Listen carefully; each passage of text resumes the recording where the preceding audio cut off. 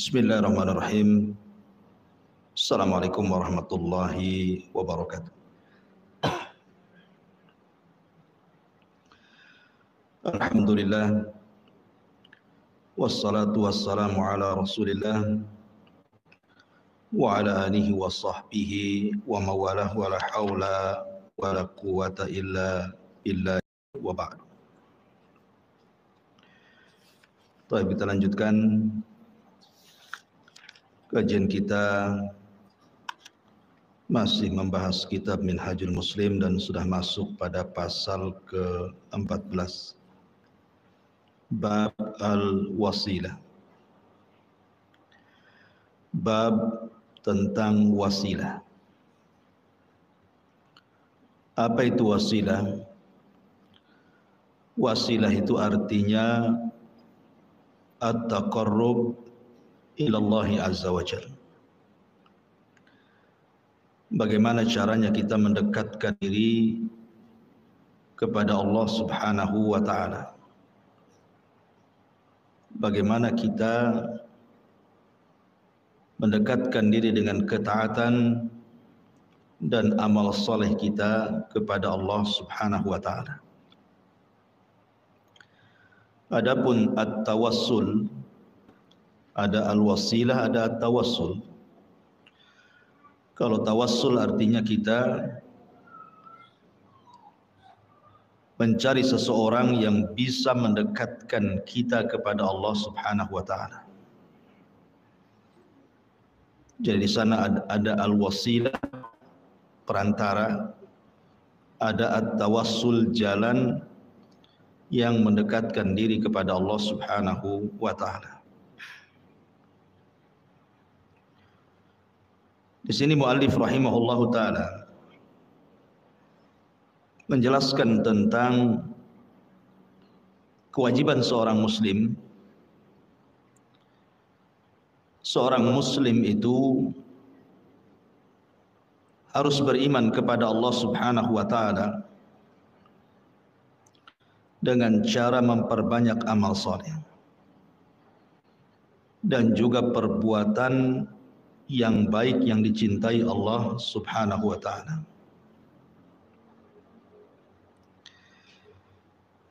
Karena hidup di dunia ini tujuannya adalah untuk beribadah, sebagaimana yang ma'ruf di dalam surah Adz-Dzariyat, wa ma khalaqtul jinna wal insa illa liya'budun. Tidaklah kita diciptakan oleh Allah subhanahu wa ta'ala kecuali dalam rangka beribadah, baik dengan kewajiban-kewajiban seperti sholat, zakat, puasa, haji, ataupun amalan-amalan sunnah. Amalan-amalan sunnah tentu jauh lebih banyak dibandingkan amalan-amalan yang wajib. Tentu harapan ketika kita melakukan amalan wajib ataupun sunnah, seperti contohnya hari ini kita berpuasa Asyura di bulan Muharram, tidak lain dan bukan supaya amal kita itu dinaikkan ke langit dan dipandang oleh Allah subhanahu wa ta'ala. Sebagaimana Allah subhanahu wa ta'ala berfirman, ilaihi yas'adul kalimut tayyibu wal amalu as-salihu yarfa'u. Kepadanya lah, maksudnya kepada Allah, naik perkataan-perkataan yang baik dan juga amalan-amalan yang saleh dinaikkan kepadanya. Makanya kenapa kita dituntut untuk memperbanyak amal saleh? Bahkan sekelas para nabi saja Allah subhanahu wa ta'ala firmankan, ya ayyuhar rusul qulu minat tayyibati wa'malu salihan. Wahai para rasul, makanlah dari makanan yang baik-baik dan kerjakanlah amalan yang saleh. Dari sini, kalau para nabi dan rasul saja diperintah oleh Allah untuk banyak melakukan amal saleh, maka sudah seharusnya kita mengikuti jejak para nabi dan rasul, memperbanyak amal saleh. Makanya di sini Allah Subhanahu wa taala mengatakan, wa khalnahu fi rahmatina innahu min ibadina salihin. Dan kami masukkan dia ke dalam rahmat kami, karena sesungguhnya dia termasuk orang-orang yang saleh. Artinya amal saleh itu penyebab datangnya kasih sayang Allah kepada kita. Dan rahmat itu sangat dihajatkan. Sangat dihajatkan sekali kepada kita, terutama nanti di akhirat. Karena penentuan masuk surga dan tidaknya seseorang itu ditentukan dengan rahmat yang Allah anugerahkan kepada kita. Orang masuk surga itu bukan karena amalan, tetapi karena rahmat, dan datangnya rahmat itu karena amal soleh. Nah, di antara faedah amal soleh itu, kita bisa menjadikan amal soleh itu wasilah, ataupun dijadikan tawassul kita, perantara kita berhubungan dengan Allah Subhanahu wa taala. Dahulu Nabi SAW pernah bercerita, ada 3 orang yang masuk ke dalam gua. Tiba-tiba 3 orang ketika dalam gua itu, pintu guanya tertutup, langsung roboh gitu ya, batu-batunya kemudian menutup pintu gua. Sehingga kemudian 3 orang ini sudah berusaha keluar tapi tidak bisa. Berusaha membuang batu, mendorong batu, tapi apalah daya, mereka tidak punya kekuatan untuk menggeser pintu gua. Akhirnya kemudian sebagian mereka berkata kepada sebagian yang lain, bagaimana kalau kita tawassul saja, meminta kepada Allah Subhanahu wa taala dengan amal saleh yang kita lakukan. Boleh jadi dengan seperti itu Allah akan menolong kita. Akhirnya kemudian 3 orang ini masing-masing bertawasul dengan amal soleh yang mereka pernah lakukan. Yang satu bertawasul dengan sedekah, yang satu bertawasul dengan birrul walidain, yang satu bertawasul dengan menjaga kehormatan, tidak melakukan perzinahan. Ketika 3-tiganya sudah bertawasul dan mengatakan, ya Rabb, kalau seandainya sedekahku ini dinilai ibadah, kau terima sedekahku dan kau anggap ini pahala bagiku, maka tolong geser pintu gua itu. Bergeserlah pintu gua sedikit, tapi tidak bisa keluar. Yang satu mengatakan, ya Rabb, kalau seandainya birrul walidain, berbakti diriku kepada orang tuaku yang aku lebihkan dibandingkan anak istriku, ini sebuah pahala dan amal solehku dan engkau menerimanya, maka geserkan pintu gua ini. Akhirnya pintu gua pun tergeser sedikit lagi, tapi juga tidak bisa keluar. Maka ketika yang ketiga bertawasul dengan menjaga kehormatannya, ketika dia hendak berzina, tiba-tiba dia diingatkan, ittaqillah, bertakwalah kepada Allah. Dia pun takut dan meninggalkan perbuatan zina dan dia jaga kehormatannya. Maka dia mengatakan, kalau seandainya ini bagian daripada ibadah dan kau terima ibadahku dan berpahala, tolong geserkan pintu gua itu. Akhirnya pintu gua itu tergeser dan 3 orang ini bisa keluar.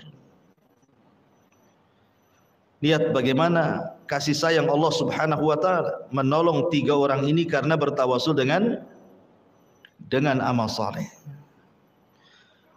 Makanya dari sini Nabi SAW mengatakan, la tahkiranna minal ma'rufi syai'an.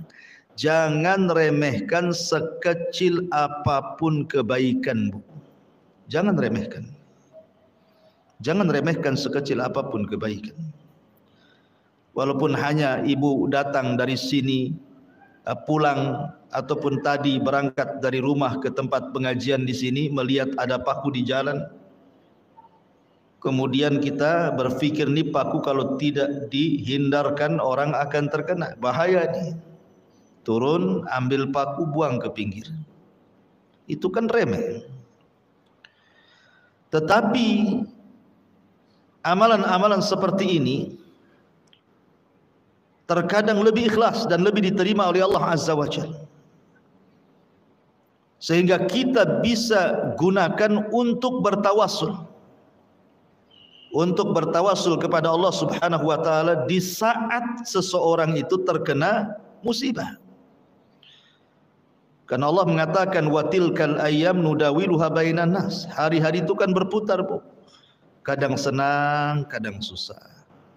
Kadang sakit, kadang sehat. Kadang menangis, kadang tertawa. Kadang berkumpul, kadang berpisah. Begitulah manusia. Ya. Sehingga pada saat-saat kita sedang sulit, pada saat-saat kita sedang sedih, saat-saat kita sedang susah, saat-saat kita dapat musibah, kita gunakan tawasul ini agar Allah Subhanahu wa taala mengangkat musibah dan kesusahan kita. Itulah pentingnya amal soleh dalam bab tawasul ini. Pamannya seandainya ibu sedang sakit, kemudian tidak punya biaya, ini kalau dioperasi sekian, kalau hanya ngonsumsi herbal tak juga kunjung sembuh. Kemudian ibu teringat dengan amalan-amalan soleh yang dulu pernah ibu lakukan. Kira-kira amal soleh yang paling ikhlas yang dulu pernah ibu lakukan apa? Ibu tinggal ngomong kepada Allah Subhanahu wa taala, ya Rabb, dulu saya pernah membantu fakir miskin, membantu anak yatim, dan saya ikhlas karena demi Allah, kalau memang sedekahku kepada fuqara wal masakin, kepada anak-anak yatim itu bagian daripada ibadah dan kau terima dan berpahala, saya lagi sakit ya Rabb, tolong sembuhkan. Kan enak. Wa idza sa'alta fas'alillah wa idza sta'anta fasta'in billah. Kalau minta langsung kepada Allah, kalau minta pertolongan, mintalah pertolongan kepada Allah Subhanahu wa taala. Allah Subhanahu wa taala berfirman di sini, ya ayyuhalladzina amanu ittaqullaha wabtaghu ilaihil wasilah. Wahai orang-orang yang beriman, bertakwalah kepada Allah dan carilah jalan yang bisa mendekatkan diri kepada Allah. Kemudian Allah juga mengatakan ulaika alladzina yad'una yabtaguna ila rabbihimul wasilah ayyuhum aqrab. Orang-orang yang mereka seru itu, mereka sendiri mencari jalan kepada Rabb mereka, siapa di antara mereka yang akan lebih dekat kepada Allah Subhanahu wa taala. Dari dua ayat ini Allah Subhanahu wa taala mengajarkan kepada kita pentingnya kita mencari wasilah, mencari hal-hal yang bisa mendekatkan diri kepada Allah. Wasilah itu saya katakan at-taqarrub ilallah, mencari jalan untuk mendekatkan diri kepada Allah. Gimana caranya? Karena kelak orang-orang yang sudah meninggal dunia,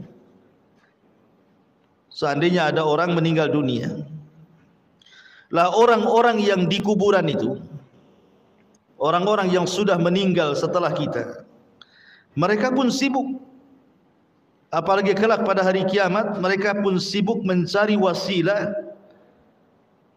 Siapa di antara mereka yang dekat dengan Allah Subhanahu wa taala? Tapi kan di akhirat bukan yaumul amal, Bu, bukan hari kita beramal, tapi hari akhirat itu yaumul hisab, hari kita dihisab.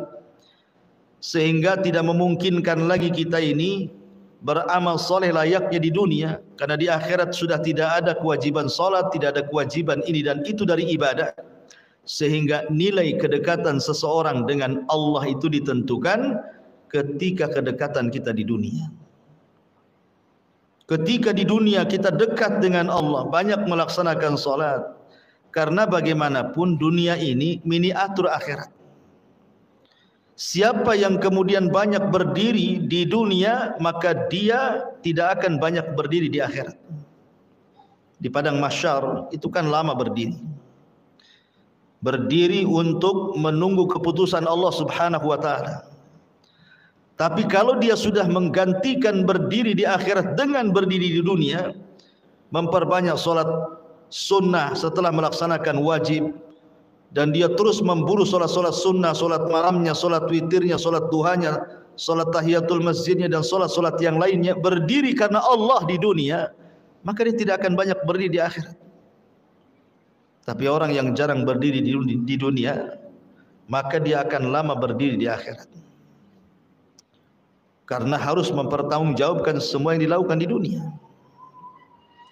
Ma'asyiral muslimin, makanya ma'asyiral muslimat yang dimuliakan Allah Azza wa Jalla, makanya di sini pentingnya kita ini mencari wasilah, mencari cara atau jalan yang bisa mendekatkan diri kepada Allah Subhanahu wa taala. Caranya gimana? Bicara tentang tawassul ataupun wasilah, ulama membolehkan 3 perkara yang disepakati berdasarkan pendapat Syekhul Islam Ibn Taimiyah, Al-Imam Ibnul Qayyim, dan para ulama muasirin juga, bahwa ada 3 hal kalau kita bicara tentang at-tawassul dan juga al-wasilah ini. Pertama, kita bisa berwasilah, at-tawassul kepada Allah Subhanahu wa taala dengan al-asma was sifat, dengan nama-nama Allah dan sifat-sifatnya. Dengan nama-nama Allah dan sifat-sifatnya. Bertawassul kepada Allah Subhanahu wa taala, kita meminta dengan nama-nama Allah dan sifat-sifatnya kepada Allah Subhanahu wa taala untuk sesuatu yang kita hajatkan. Makanya dalam hadis Nabi SAW, apabila seseorang singgah di sebuah tempat yang menakutkan, supaya tidak diganggu oleh jin yang jahat, apa kata Rasul? Kita disuruh membaca a'udzu bikalimatillahi tammati min syarri ma khalaq. Aku berlindung kepadamu ya Rabb dari kalimat-kalimat yang sempurna, artinya Al-Quran, dan mencakup nama-nama dan sifat bagi Allah Azza wa Jalla di dalamnya. A'udzu bikalimatillahi tammati min syarri ma khalaq. Dari apa? Dari keburukan makhluk yang kau ciptakan. Ya. Jadi ibu kalau sedang berdoa meminta sesuatu kepada Allah, jangan tinggalkan Asmaul Husna, nama-nama yang baik. Pamannya ibu mengatakan as'alukallah bi asma'ikal husna wa sifatikal ula. Aku meminta kepadamu ya Rabb dengan nama-namamu yang indah, dengan sifat-sifatmu yang tinggi. Antar Rahman, Antar Rahim, Engkau zat yang maha penyayang dan pengasih. Wa Antar Razzaq, dan Engkau maha pemberi rizki. Urzuqni, berikan rizkimu kepadaku. Jadi kita bertawassul dengan nama-nama Allah, meminta kepada Allah Subhanahu wa taala dan sifat-sifatnya. Ataupun yang kedua, bertawassul dengan amal saleh. Bertawassul dengan amal-amal saleh, baik berupa kecintaan kita kepada Allah atau kecintaan kita kepada Rasul sallallahu alaihi wasallam. Sebagaimana Allah berfirman, "Qul in kuntum tuhibbunallaha fattabi'uni yuhibbukumullah wa yaghfir lakum dzunubakum." Katakan ya Muhammad, jika kamu benar-benar mencintai Allah, maka ikutilah aku. Niscaya Allah mengasihi dan mengampuni dosa-dosamu. Jadi cara mendekatkan diri kepada Allah, cara mencintai Allah Subhanahu wa taala dengan cara apa? Mengikuti syariat Nabi-Nya, mengikuti ajaran Nabi-Nya, meneladani sunnah-sunnahnya, berusaha untuk memperjuangkan sunnahnya. Karena itu jalan tawassul yang paling cepat menuju Allah Subhanahu wa taala dengan mengikuti sunnah Nabi sallallahu alaihi wasallam. Dan tentang masalah amal soleh, tawassul dengan amal soleh tadi saya sudah berikan contohnya. Orang-orang yang terjerembab di dalam gua, akhirnya Allah keluarkan karena tawassul mereka dengan amal soleh. Atau yang ketiga, tawassul dengan doa orang-orang soleh. Apakah orang-orang soleh ini ahlul bait? Maksudnya dari keluarga Nabi sallallahu alaihi wasallam, turunan Nabi sallallahu alaihi wasallam. Kita datang kepada mereka, kita minta doanya. Atau orang-orang soleh ini selain daripada keluarga Rasul, tidak ada masalah. Karena Nabi sallallahu alaihi wasallam sudah mencontohkan itu kepada kita. Bagaimana para sahabat minta kepada Rasul untuk didoakan kebaikan, baik untuk kesembuhan penyakit ataupun untuk yang lainnya. Contoh, di zaman Nabi sallallahu alaihi wasallam ada wanita berkulit hitam, punya penyakit ayan. Kalau seandainya dia datang tuh penyakitnya, Bu, terkadang tidak sadar, kemudian guling-guling, terkadang tersingkap auratnya. Maka dia datang kepada Nabi sallallahu alaihi wasallam, ya Rasulullah, inni usra wa inni atakasyaf. Ya Rasulullah, sesungguhnya saya terkena penyakit, dan saya ini kalau terkena penyakit atakasyaf, selalu tersingkaplah aurat-auratku, malulah aku jadinya. Ud'ullahu li, ud'ullaha li, berdoalah engkau kepada Allah untukku, agar Allah subhanahu wa ta'ala menghilangkan penyakit.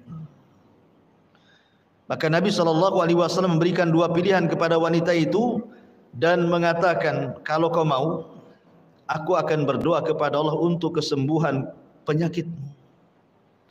Tetapi kata Nabi SAW, in sabarti falakil jannah.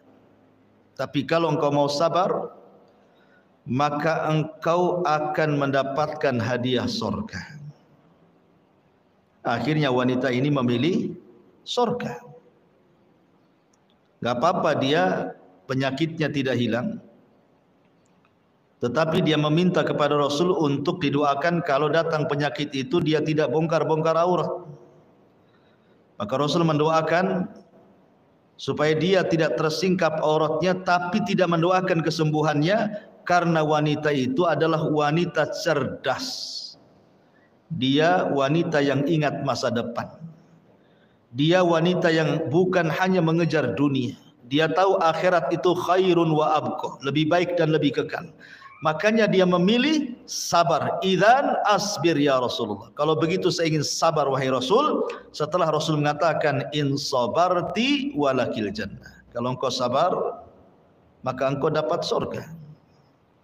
Luar biasa. Kalau ibu-ibu di zaman sekarang mana ada. Kalau seandainya dibuat dua pilihan, surga ataukah dunia, enggak yakin saya milih surga. Pasti milih dunia. Contoh, ketika Nabi SAW mendengar Fatimah meminta budak untuk dijadikan pembantu, karena Rasul kan baru datang dari peperangan, banyak budaknya. Maksudnya Fatimah itu biar tak capek lah kerja di rumah, ada pembantu. Akhirnya Nabi SAW datang kepada Fatimah, kemudian menudukkan Fatimah dan Ali. Kemudian kata Nabi SAW, ya Fatimah, ya Ali, maukah ku ajarkan beberapa kalimat kepadamu, dan itu lebih baik daripada engkau diberikan pembantu laki-laki dan perempuan. Kemudian kata Fatimah dan Ali, tentu wahai Rasul, apa itu? Maka Rasul mengatakan, bertasbihlah 33 kali sebelum tidurmu. Bertasbihlah, bertahmidlah 33 kali sebelum tidurmu. Dan bertakbilah 34 kali, artinya 100 sebelum tidurmu. Maka itu jauh dibandingkan kau mendapatkan pembantu laki-laki dan perempuan. Akhirnya Fatimah memilih doa itu.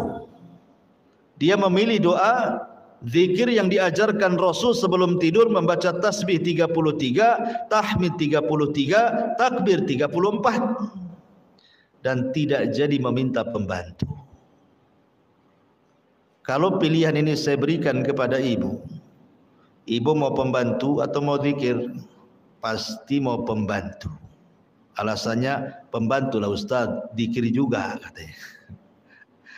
Karena di zaman sekarang ini dunia lebih menguasai dibandingkan akhirat. Itulah kenapa orang-orang dulu takut kalau seandainya dibentangkan dunia. Ma'asyiral muslimat yang dimuliakan Allah Subhanahu wa taala. Kembali, wanita ini ketika mendapatkan kabar in sabarti walakil jannah, kalau engkau sabar kau dapat surga. Akhirnya wanita ini mengatakan idzan asbir, kalau begitu saya milih sabarlah Rasul. Lihat bagaimana wanita ini bertawassul kepada Rasul, minta doa kesembuhan, tetapi pilihannya malah bersabar karena ada hadiah surga. Lain pula wanita ini, lain pula laki-laki yang buta. Di zaman Rasul ada laki-laki yang buta. Dia datang kepada Nabi SAW minta disembuhkan butanya. Laki-laki ini tidak sabar, tidak sesabar wanita itu. Dia minta kepada Rasul untuk tetap disembuhkan. Kalau wanita ini kan ketika dikasih pilihan tak mau dia sembuh. Dia siap sabar, yang penting masuk surga. Ini pula kurang sabar yang laki-laki ini. Dia minta disembuhkan, minta doanya kepada Allah, dan dia mengatakan, ya Rasulullah, ud'ullaha li. Rasul, berdoalah kepada Allah untuk kesembuhanku, agar aku bisa melihat. Maka Nabi SAW mengatakan, kalau begitu tawadda wa salli rak'atain. Kamu harus berwudu, kemudian salat 2 rakaat. Kemudian Nabi SAW mengajarkan doa kepadanya dan disuruh dibacanya. Lihat bagaimana laki-laki ini minta doa kepada Rasul. Ya, artinya bertawasul dengan orang-orang soleh, minta doa mereka boleh. Ya, tapi tentunya orang-orang soleh yang masih hidup. Atau contoh yang lain, seperti Nabi SAW ketika bersabda tentang seorang kibaru tabi'in. Nabi tidak pernah melihat orang ini. Tetapi Nabi SAW mengatakan, kalau ada orang ini, berdoalah kepada Allah, mintalah doa dari dia kepada Allah, karena dia itu mustajab doa. Siapa orang ini, Bu? Uwais ibn Amir al-Muradi al-Qarani al-Yamani. Uwais ibn Amir al-Qarani, atau disebut Uwais al-Qarani, seorang tabi'in. Rasul tidak pernah jumpa, tapi doanya manjur. Kenapa? Karena dia orang yang paling berbuat baik kepada orang tuanya, sehingga doanya mustajab. Ketika Nabi SAW meninggal dunia, Abu Bakar meninggal dunia, Umar radhiyallahu an ketika menjadi khalifatul Islam mencari-cari orang namanya Uwais al-Qarani ini, Uwais ibn Amir al-Qarani al-Muradi. Setiap ada kafilah haji dari Yaman, kadang-kadang Umar kemudian datang ke kafilah tersebut dan mengatakan, afikum Uwais, afikum Uwais. Ada enggak Uwais di situ? Ada enggak Uwais di situ? Kata orang-orang Yaman, tak ada wahai Amirul Mukminin. Pulanglah Umar kecewa. Tahun depannya lagi datang lagi kafilah haji dari Yaman, tanya lagi, afikum Uwais, ada enggak Uwais di situ? Mereka mengatakan tidak ada wahai Amirul Mukminin. Pulang lagi kecewa. Sampai beberapa tahun, tapi lihat usaha Umar akhirnya membuahkan hasil. Ketika sekian tahun banyak orang tiap tahun ibadah haji dari Yaman selalu tidak mendapatkan Uwais, yang ini akhirnya Umar pun mendapatkan kabar di mana Uwais. Ketika datang kafilah dari Yaman, Umar datang dan mengatakan, afikum Uwais, apakah ada Uwais di antara kalian? Maka kepala rombongan mengatakan, maksudnya Uwais al-Qaran, Uwais ibn Amir al-Qarani. Ya, kata Umar, di mana dia? Dia mengatakan, sungguhnya Uwais berangkat dengan kami dalam kondisi susah, tidak ada uang, tapi dia nekat haji bersama kami. Sehingga dia harus bekerja dulu.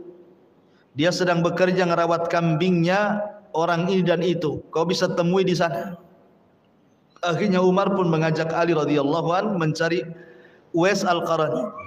Rupanya sedang menggembala kambingnya orang Arab untuk mengambil upah dan melanjutkan hajinya. Tiba-tiba kemudian pas datang Uwais sedang sholat. Tetapi Umar terus memandang orang itu dan dicocokkan dengan ciri yang disabdakan Rasul kepadanya. Setelah yakin itu Uwais, dan setelah sholat kemudian Umar menyamperi dan mengatakan, apakah anta Uwais? Ya, saya Uwais. Apakah engkau dari Murad? Ya, saya dari Murad. Apakah engkau dari Qaran? Ya, dari Qaran.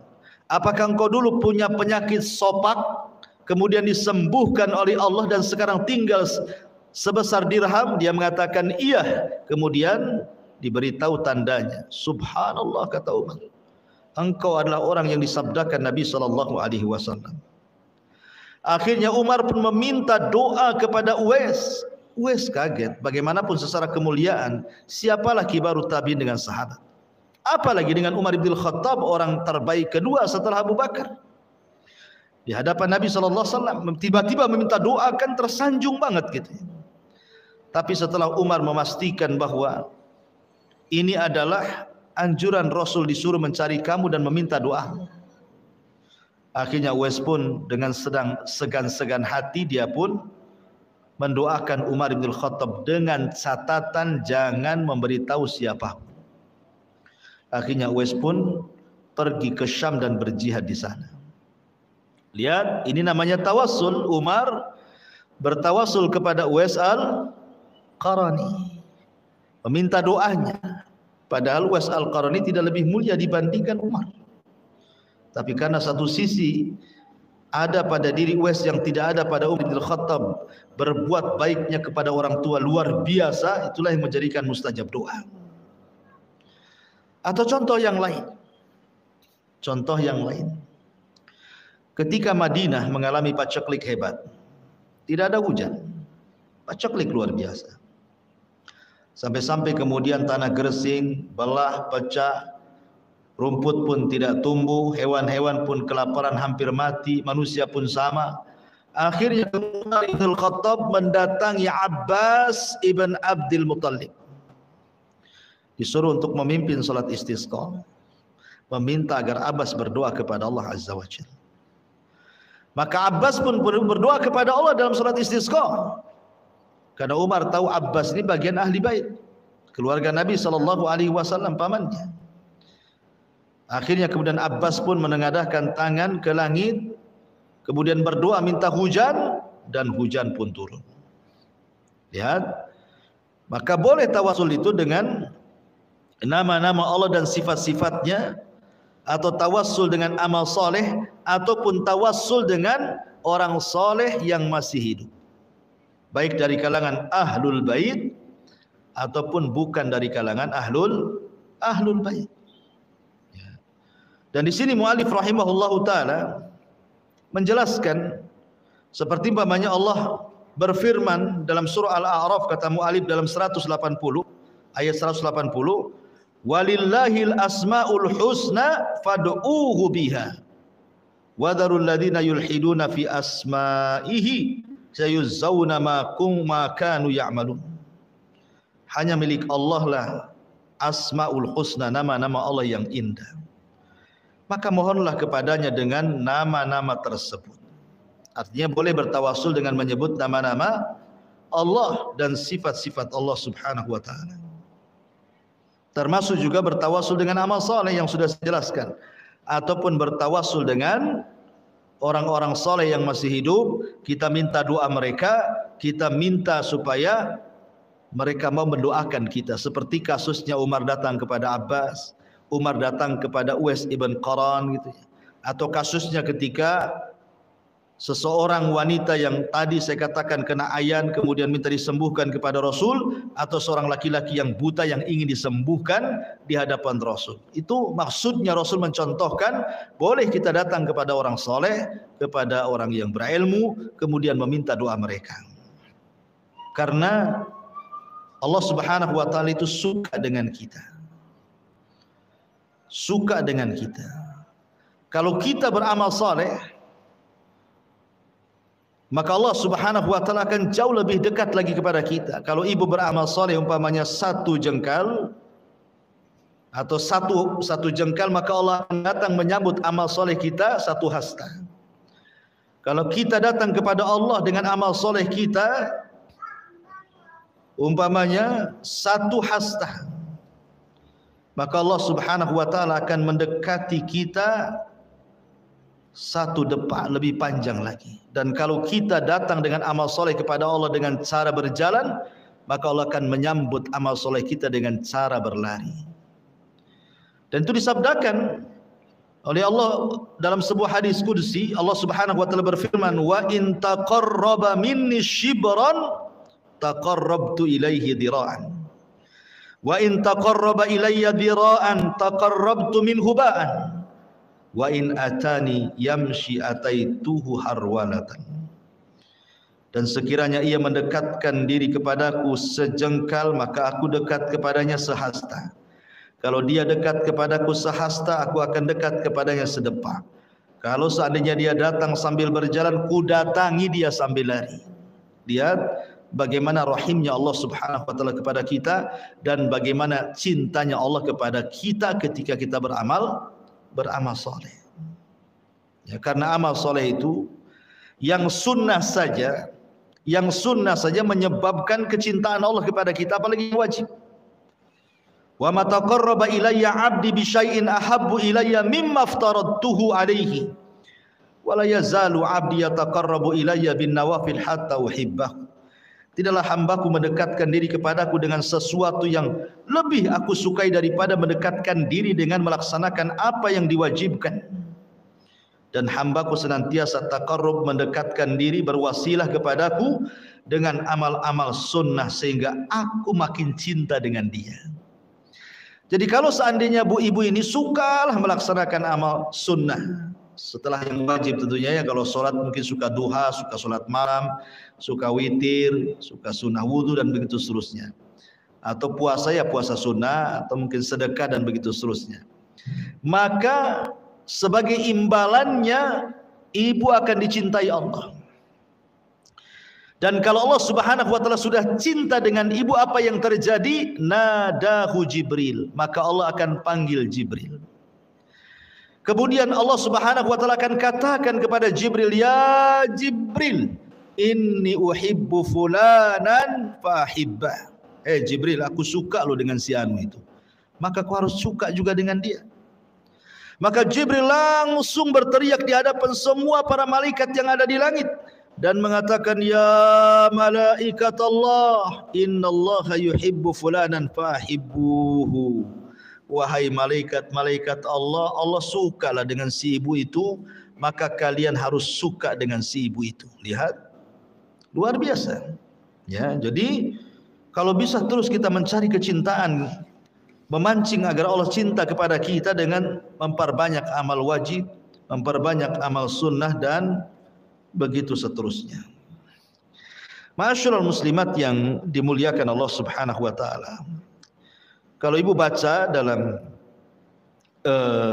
Minhajul Muslim, kitab yang kita baca ini, di situ ada dalil-dalil tentang apa yang saya jelaskan, bahwa amal soleh itu yang dibolehkan, yang sudah jelas ada dengan nama-nama Allah, dan itu tercantum di beberapa ayat dan hadis.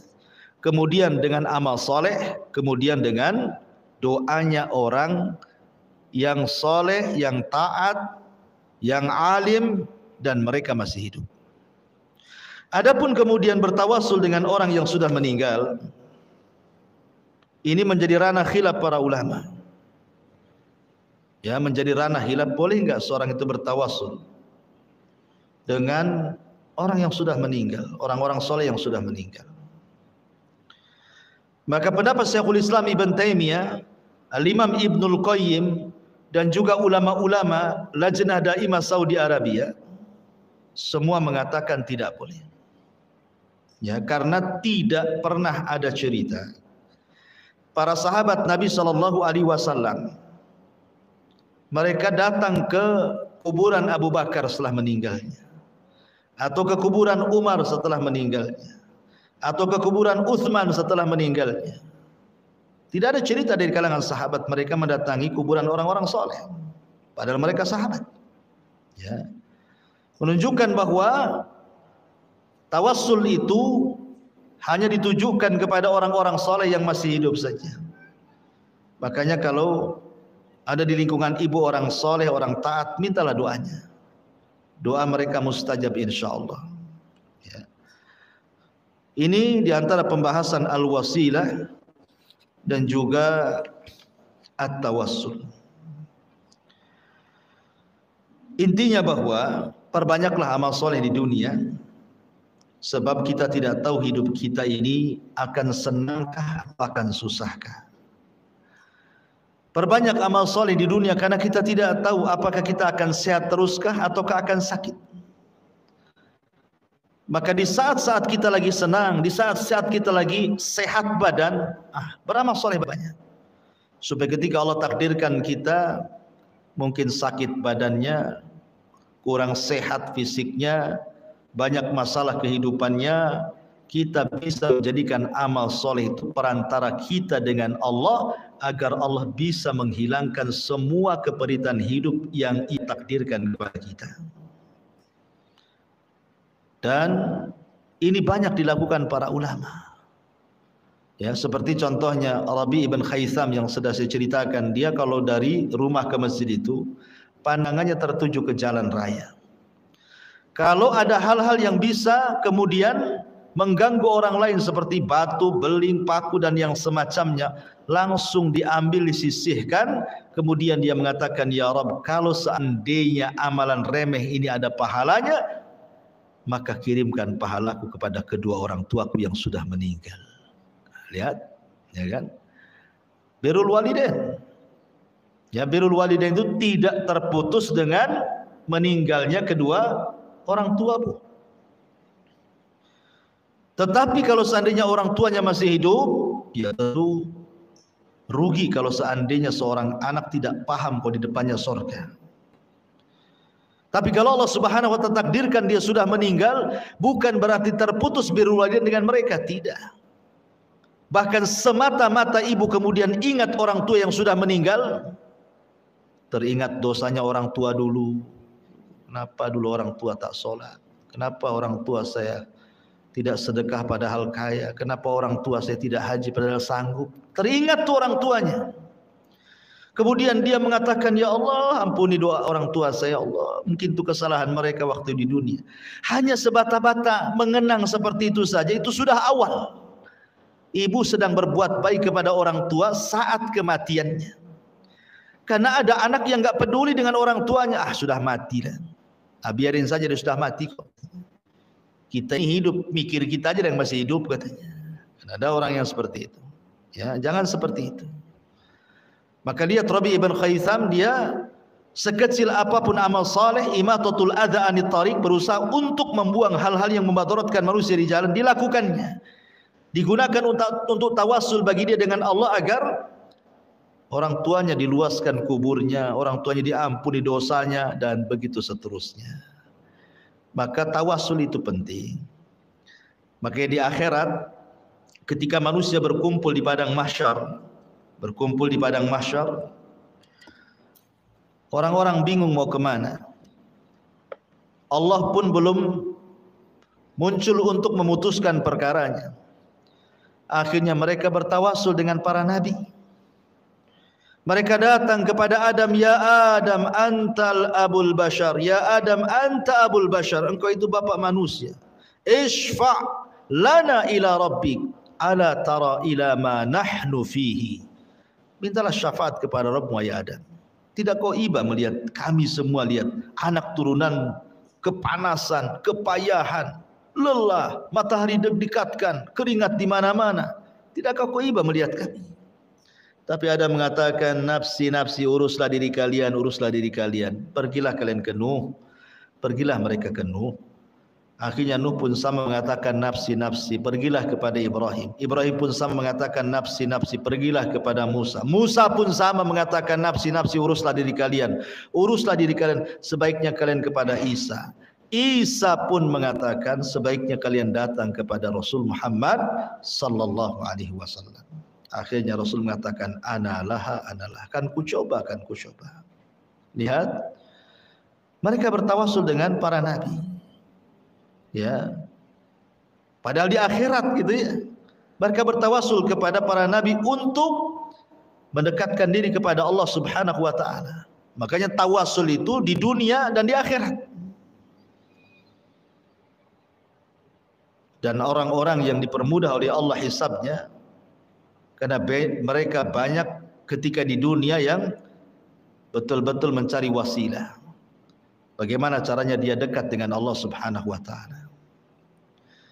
Tetapi kalau seandainya kemudian wasilahnya dengan perkara-perkara yang dilarang, maka tidak boleh. Karena ada wasilah masyru' yang disyariatkan, ada wasilah yang tidak masyru' dan tidak disyariatkan. Wallahu alam, ibu bisa baca sendiri dalilnya. Semua ayat-ayat yang dicantumkan pengarang ini berkaitan dengan bolehnya berwasilah dengan nama-nama dan amalan soleh serta doanya orang-orang soleh yang masih hidup. Wallahu alam, silakan kita buat tanya jawab.